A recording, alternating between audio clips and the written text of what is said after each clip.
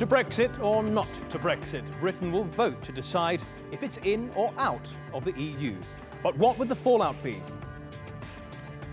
Also on today's programme, the gateway to Europe. Greece is under yet more pressure from the EU, this time over the migrant crisis.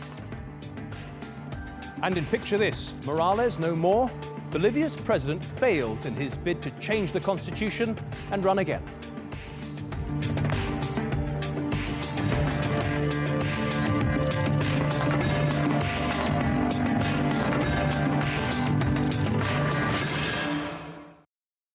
Hello and welcome to the Newsmakers with me, Matthew Moore.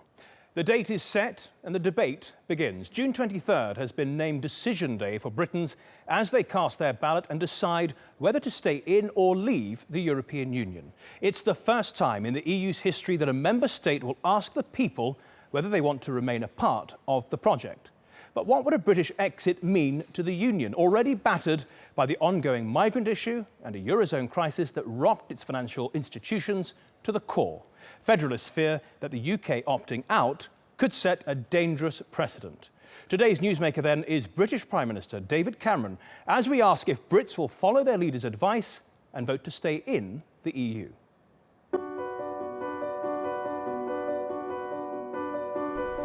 Unlike the capitals of France or Germany, the national flag flies alone in London. There's no sign here of the blue emblem of the European Union. Britain has always been a key member of the EU, but British independence from Europe has always been something of a political statement.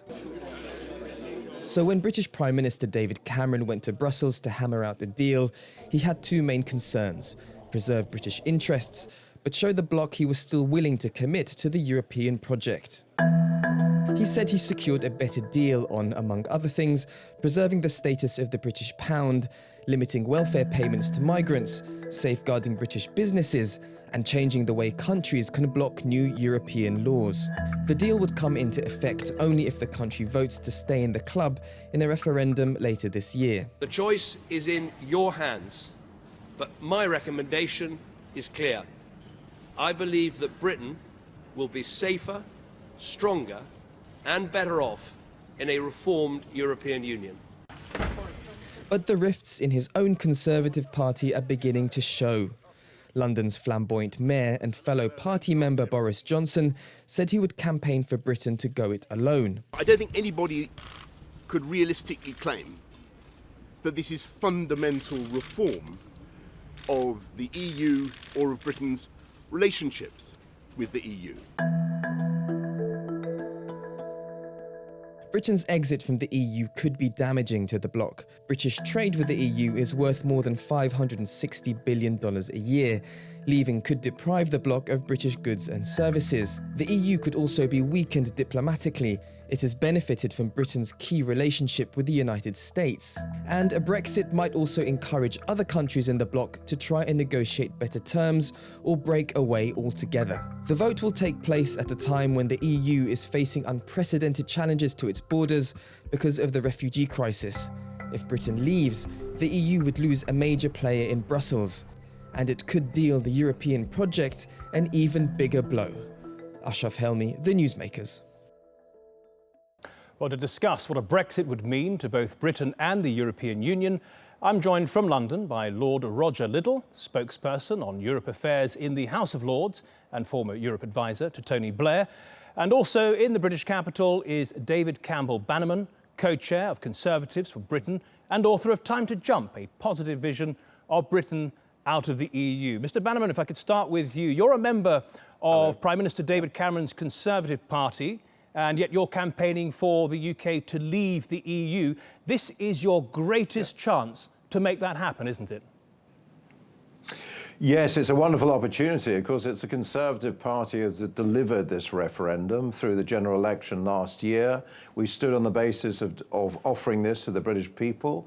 We have it now, and we have a real debate going on with 6 cabinet ministers, senior ministers, advocating what I advocate, which is to leave, have a trade deal with the EU, but not be part of this political union. But your Prime Minister went to Brussels and worked very hard, slogged his guts out in negotiations to get this deal. He did. Why don't you back him then? Well, I commend his energy, and he can't fly to many more European capitals than he has done. He's done a great job in many ways, but unfortunately, this does not represent fundamental change. As Boris Johnson was saying, I stand for fundamental change. That could have been different if we could have got that within the EU, but it's not possible. It's unreformable, the EU. OK, Roger Liddell, just for our viewers, our international viewers at home, you're on the opposite side of the political spectrum to David Cameron, yet you are backing David Cameron's campaign to stay inside the European Union. He says it's one of the biggest decisions this country will face in our lifetime. OK, so what then are the dangers of the UK leaving the European Union?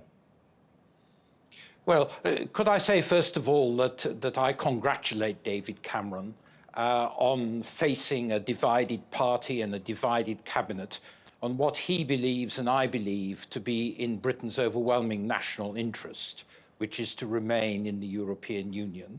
And I congratulate him on that. He's got the problem of a divided Conservative Party. A lot of people, like Mr. Bannerman, who say they want fundamental reform of the EU, but in fact they want out of the EU, and they always have. And I think that would be a disaster for Britain. I think that it would weaken us economically. I think it would make the security risks that we face greater, and it would diminish our influence in the world. We gain a lot as a result of our EU membership. It represents 45% of our exports. It's vital in the fight against terrorism. It's vital in defending our security interests, which are threatened by the rise of nationalism in Russia and chaos in the Middle East. And I believe very strongly that Mr. Cameron will win this referendum. Mr. Bannerman, you were shaking your head there. Which of those points were you disagreeing with? Well, where do you start? To be honest, security, the head of Interpol, the former head of Interpol, said that, you know, the EU, its passport-free area is like a haven for terrorists. It's like hanging out a sign for terrorism. We saw what happened. The Paris attacks would be more likely. It is very scary what's going on. David Cameron says, I believe we will be safer in a reformed Europe because we can work with our European partners to fight cross-border crime and terrorism. Doesn't it make sense to be inside a much larger club working against terrorism? Well, come on, America and Canada, you know, members of NATO, they cooperate. We have the Five Eyes Agreement. Australia is part of that as well, for example. You know, there are other ways to cooperate in terrorism, and we would do so, but we'd actually have control of our borders back in Britain, which we don't have now. You know, the trouble is with this mass migration into Germany in particular, we don't know who's coming into Schengen. But in a few years' time, they could have EU passports, walk into Britain. And, you know, we are very compromised by this. And there's something like 2.7 million this year. It was only 1 million last year. 2.7 million more people likely to come into Europe and Germany. It's a real security issue. Roger Liddell, you've been talking about this issue about migration and immigration and so on for some time, saying that that issue is very important to a certain part of the electorate. How will you argue to stay in the European Union, knowing that these issues that Mr. Bannerman has just raised is very big on people's minds? Well, first of all, by telling people the truth, which Mr. Bannerman hasn't done there in that case. We are not in the same position with our borders as the rest of the continent because we're not in Schengen. We do have effective border controls, and it wouldn't be possible for a terrorist simply to walk into Britain, as he suggests. What about when they get EU passports? Lord Liddell, what about when they get EU passports? But they won't.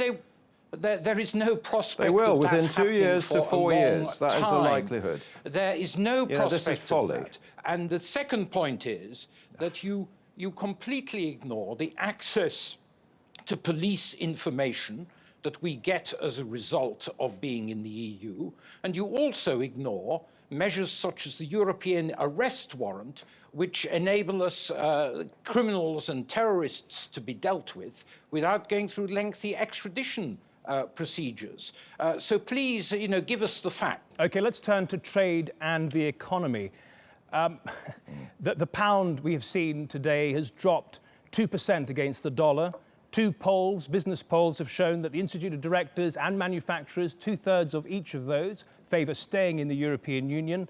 And we know from the US Trade Representative Michael Froman, we are not particularly in the market for free trade agreements with individual countries. Britain has a greater voice at the trade table, being part of the European Union. Mr. Bannerman, all these indicators suggest that business is in favour of Britain staying in the European Union. Well, that isn't the case. A lot of small and medium businesses are very hit badly by EU red tape. They're very hurt by it. Just taking the trade point, I'm on the trade committee. I'm at the table.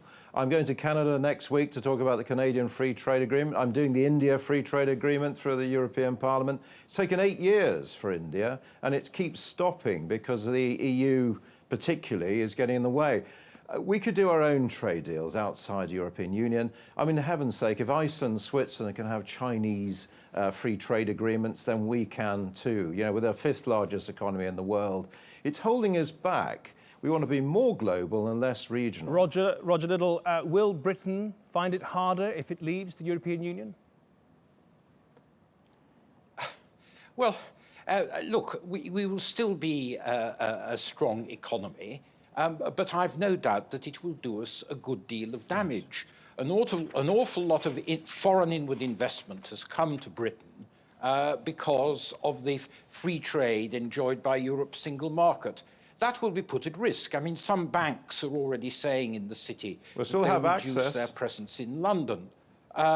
They won't have access unless they abide by the rules, which we would have no say in setting. I'm doing the Canadian Free Trade Agreement. That gives access. While we still have time, I want to turn to a very crucial point which unites people across the political parties, and that is a question of democracy. David Bannerman, you are a member of the European Parliament, and Lord Little, you've worked at the European Commission level. Lord Little, in your experience, would you say that the European Union does have a democracy deficit? Oh, yes, I would agree, and it needs reform. And I see the agreement that David Cameron has reached in Brussels as in part helping with those reforms. For instance, national parliaments will have more say over European legislation, but there's much more to do to open up the EU and make it more democratic. But that isn't an argument for leaving. It's an argument for reforming Europe from a position of a strong, committed member, which is what I hope the United Kingdom will be. Mr. Bannerman, your Prime Minister went to Brussels. He did bring back some reforms, but they're not enough.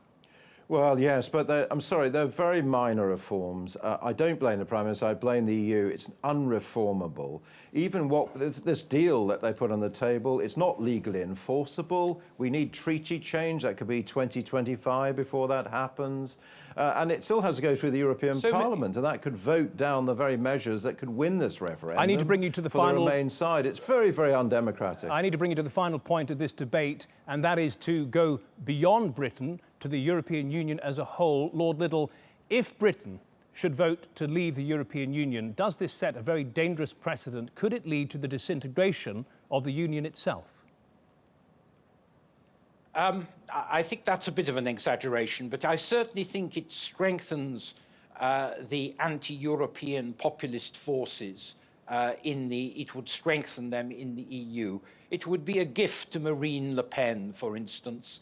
I think it would take Europe back to the kind of nationalism which was what led to such tragedies in the first half of the 20th century. And frankly, no one wants to go back to that kind of nationalism that led to such tragedy. And Mr. Bannerman, as a member of the European Parliament, do you get the sense that other countries wish to go the same way? Well, it's up to those nation states what they do. We have a referendum. The French actually do want a referendum, but it's ridiculous to say it's all nationalist forces. I mean, there's a real problem with Europe. It's very remote from the peoples of Europe, and it's becoming worse and worse. The real power lies with the Commission. Lord Liddell should know that. These unelected commissioners decide on migration targets, for example, without actually nation-states being able to sign up to them in 4 countries like the Czech Republic. You know. Completely inaccurate no, statement. That's absolutely true. Decisions in the European Union. 20,000 migrants and 4 countries were forced on them. OK, David Campbell-Bannerman in the European Union, Mr. And Lord Roger Liddell, thank you very much for your time. Thank you very much. Thank you.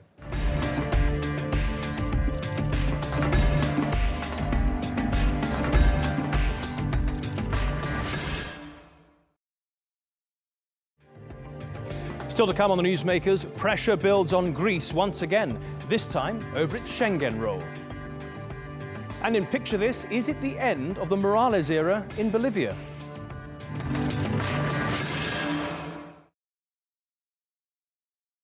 This year alone, nearly 100,000 migrants and refugees have arrived on the Greek islands from Turkey. The country has become one of the main entry points for the 1 million people who entered Europe last year. But it has been criticised by the EU for failing to control the influx of refugees. In January, Brussels threatened the Greek government with ejection from the Schengen zone if it failed to tighten up its migrant policies. But as Sandra Gatman reports, Greece says it's being used as a scapegoat for the crisis.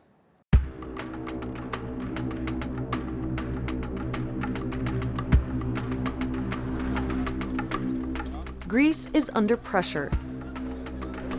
Wars in Syria and the Middle East have pushed thousands of asylum seekers toward Europe, and Greece has become the gateway. But the country was unprepared for the more than 850,000 people who arrived on its islands last year. Now, Athens has come under increasing fire for failing to guard the external borders of Europe's passport-free Schengen zone. There's even talk of kicking Greece out. I believe it's clear that if it is not manageable to protect the external EU border, meaning the Greek-Turkish border, then the Schengen external border will move towards Central Europe. It is demanded that Greece has to strengthen its resources as soon as possible and accept help.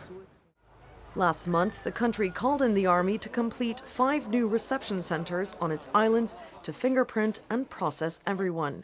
But Greece is still emerging from an economic crisis and says the arrangement is unfair.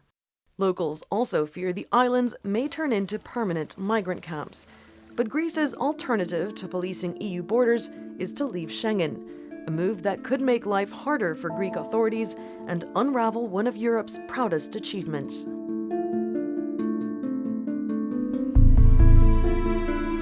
The signing of a treaty to abolish internal borders was a defining moment in the history of the European Union, a step toward the federalist dream of creating a European superbloc. Today, 26 countries are signed up to Schengen, but only members with external borders, like Greece, are obliged to control immigration. According to the code, free travel must be ensured, but temporary border controls are allowed if a member cites a threat to its security. During last year's migration wave, countries like Norway, Denmark, Austria, Germany, and France exercised that right. But fears about terrorists entering the EU unscreened and carrying out attacks have prompted calls for more internal surveillance. This year, the EU is preparing to amend Schengen rules to allow systematic checks on travelers deemed suspicious for up to 2 years. Many people question how Schengen can survive alongside the EU's current asylum rules, which force refugees to stay inside their country of entry. But Europe may be prepared to protect Schengen at any cost, even if it comes down to ejecting one of its members.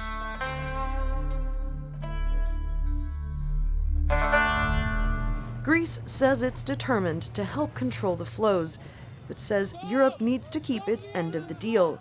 In 2015, EU countries agreed to relocate 160,000 refugees from Greece and Italy, but so far only 330 people have been moved.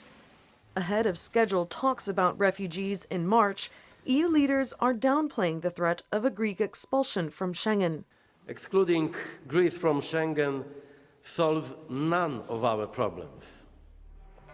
But Greece believes it's shouldering this crisis alone anyway. And this summer, many thousands more refugees are expected to arrive from Turkey's shores. Sandra Gatman, The Newsmakers. Well, joining me now from Athens is Dimitris Klaparis from the Hellenic Foundation for European and Foreign Policy. Dimitris, thank you very much for joining us. Let's start with what happened last year and now the early part of this year. Hundreds of thousands of people moving through Greece and on into the rest of Europe, Northern Europe in particular. Do you accept that Greece had to wake up to this crisis and do more to protect the EU's external borders?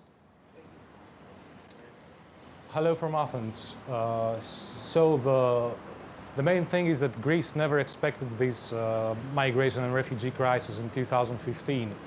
Actually, nobody in the government was ready to deal with such an immense crisis. But what it proves to be actually, it's not the magnitude of the migration and refugee crisis, but actually the crisis of European migration policies and a crisis in European values in general. But was Greece caught unawares? Could it not have reacted faster and with more force? The truth is, what kind of force should Greece use? If well, we're talking about we know that ships force from NATO are now moving into the Aegean. Should Greece have acted alone, or was it waiting for some cue from the European Union? We have to understand how border controls at the external borders of the EU are performed. There is no legal way to control these borders. I mean, according to human rights. So what is Greece doing is basically going back by the book, and Greece currently respects the Geneva Convention and its protocol. So I cannot understand the countries that criticize Greece. Okay, so the main thing is to understand yeah. Okay, so Greece is obliged to help people at sea and so on. But what about the main criticism, which has been that hundreds of thousands have passed through Greece without being properly registered or processed? Yeah, this is a true point of criticism. So Greece should have been prepared to deal with the issue of registration much earlier. So the hotspots should have been in place much earlier.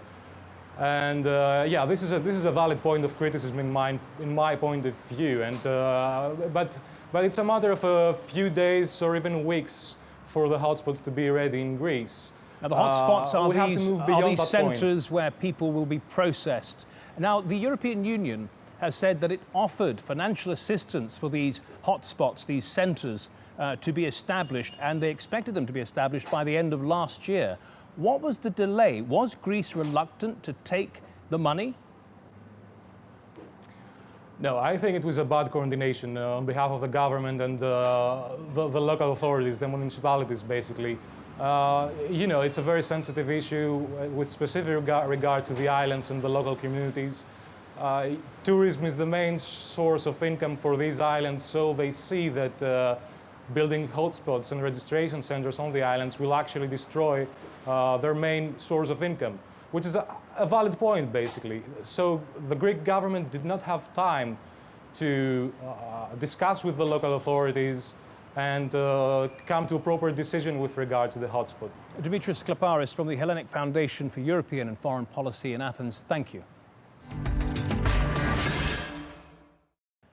Now, in today's Picture This, Bolivians have gone to the polls to vote on amending the constitution to allow President Evo Morales to stand for a fourth term in office. The vote comes amid growing political instability in the South American nation.